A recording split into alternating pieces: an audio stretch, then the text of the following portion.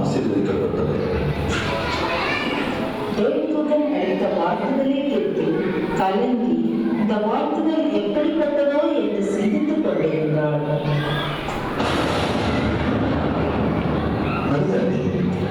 பயப்படாது, நீ தேவனிடத்தில் கேள்விப்பட்டாய். இதோ நீ கர்த்தருடையாகி ஒரு குமாரனை பெறுவாய். அவருக்கு இயேசு என்று பெயரிடுவாய். அவர் பெரியவராய் இருப்பார். உன்னதமானவருடைய குமாரன் எனப்படுவார். கர்த்தராகிய தேவன் அவருடைய பிதாவாகிய தாவீதின் சிங்காசனத்தை அவருக்கு கொடுப்பார். அவர் யாக்கோபின் குடும்பத்தாரை என்றென்றைக்கும் அரசாழ்வார். அவருடைய ராஜ்யத்துக்கு முடிவினார். இது எப்படியாகும்? புருஷனை அறியவே. பரிசுத்த ஆவி உன்மேல் வரும். உன்னதமானவருடைய பலம் உன்மேல் நிலைவரும். ஆதலால் உன்னிடத்தில் பிறக்கும் குழந்தை பரிசுத்த தேவனுடைய குமாரன் எனப்படும். இதோ நான் ஆண்டவருக்கு அடிமை, உடைய வார்த்தைப்படி எனக்கு ஆகிக்கிறது. அவள் புருஷனாகிய யோசித்து நீதிமானாய் இருந்து அவளை அவமானப்படுத்த மனதில்லாமல் ரகசியமாய் அவளை கல்லியுள்ள யோசனையாய் இருந்தான். அவன் இப்படி சிந்தித்துக் கொண்டிருக்கிறேன். கர்த்தருடைய தூதன் சொப்பனத்தில் அவனுக்கு காணப்பட்டு,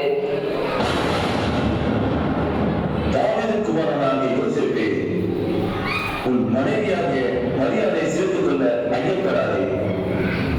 அவளிடத்தில் உற்பத்தியாயிருக்கிறது பரிசுத்த ஆவியினால் உண்டானது.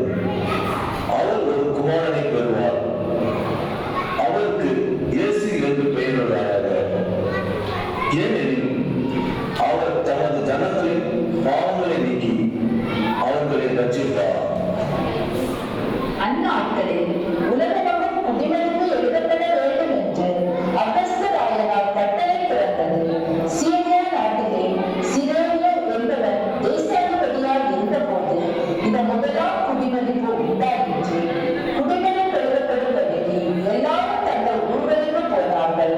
யோசேப்பும் தான் தாவீதின் வம்சத்தார் குடும்பத்தாரமாய் இருந்தபடியினாலே தனக்கு மனைவியாக நியமிக்கப்பட்டு கர்த்தருடையான மரியாளுடனே குடிமதி தொழுத கலிலேயா நாட்டில் உள்ள நாசரேத் ஊரிலிருந்து யூதேயா நாட்டில் உள்ள பெத்லகேம் என்னும் தாவீதின் ஊருக்கு போனான். அவ்விடத்திலே அவர்கள் இருக்கையில் அவளுக்கு பிரசவ காலம் நேரிட்டது.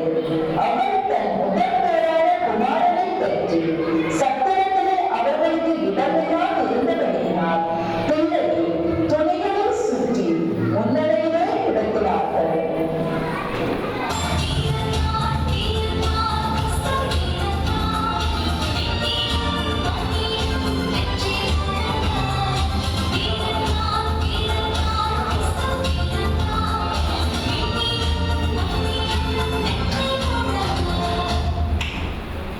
அப்போது அந்த நாட்டிலே மேய்ப்பர்கள் வயல்வெளியில் தங்கி ராத்திரியிலே தங்கள் மந்தையை காத்துக் கொண்டிருந்தார்கள்.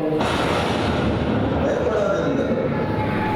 இதோ எல்லா ஜனத்திற்கும் மிகுந்த சந்தோஷத்தை உண்டாக்கும் நற்செய்தியை உங்களுக்கு அறிவிக்கிறேன். கர்த்தராகிய கிறிஸ்து என்னும் இரட்சகர் உங்களுக்கு தாவீதின் ஊரிலே பிறந்திருக்கிறார்.